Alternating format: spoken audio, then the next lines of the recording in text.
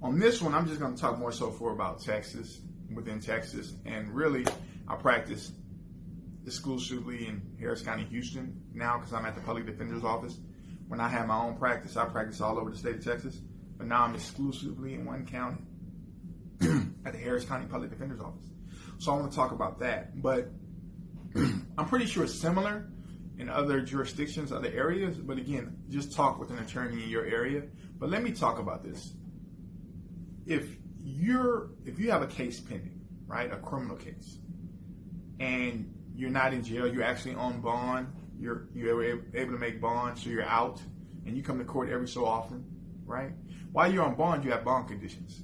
One of those conditions on bond conditions is don't pick up any new crimes, don't get arrested, don't get any new charges, okay? It's just a standard condition. So let's say you're on bond for theft, you have a theft case, and then you pick up an assault case a couple months later. What's going to happen is you're also going to have to deal with that bond on your first case, okay? So yes, you got to deal with a bond on your new case, but you also got to go back and deal with your bond on your first case, because one of the requirements, remember, is don't pick up any new cases. So this is how it could happen. I've seen it happen like this a lot. You paid $1,000 bond on that first case and you're out, right? You pick up a new case, you go to jail, you pay a $1,500 bond on the new case, which is the assault case. You bond out. The court in which you have your first case, that theft case, they're going to call you back in for bond violations. They're going to say, hey, you violated bond by picking up a new case. And they're probably going to revoke and double your bond. Sometimes they don't do that, right? There's reasons when they don't do it.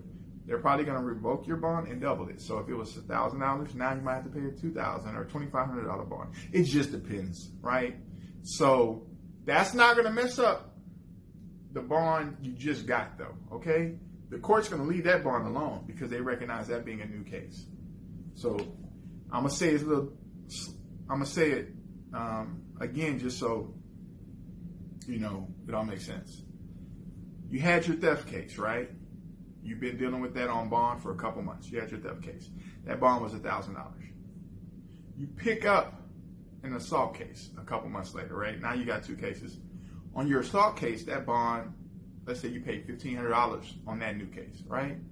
Once you get out, sometimes you get out before going to court, right? You just see a magistrate judge and you get out really quickly.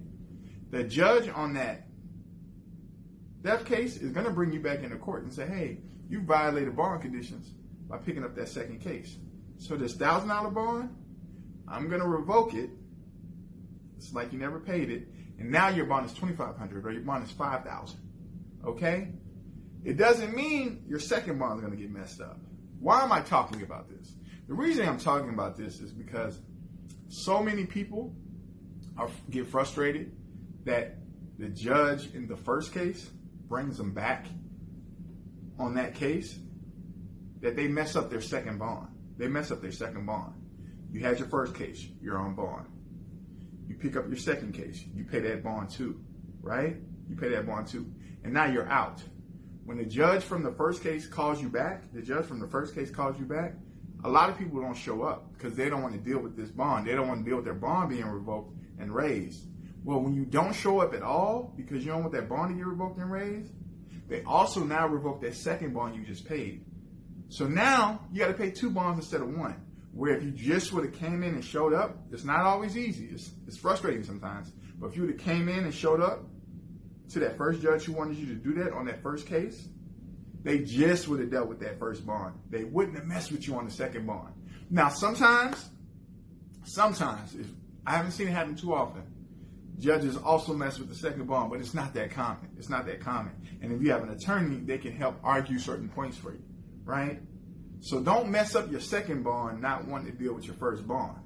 You could have just paid that second bond, got out. Now because you don't want to deal with this first case, and you avoid coming to court, and you miss court, the judge is going to revoke that second bond that you just paid, and you're out all that money.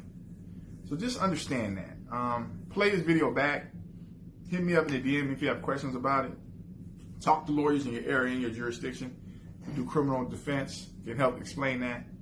But yeah, it's a standard condition if you pick up a new case. I mean, it's a standard condition on bond to not pick up a new case. So if you do pick up a new case, you got to deal with the bond violations on your first cases or the cases you had before. You got to deal with it, right? And avoiding it just messes up your other cases. It makes it more difficult.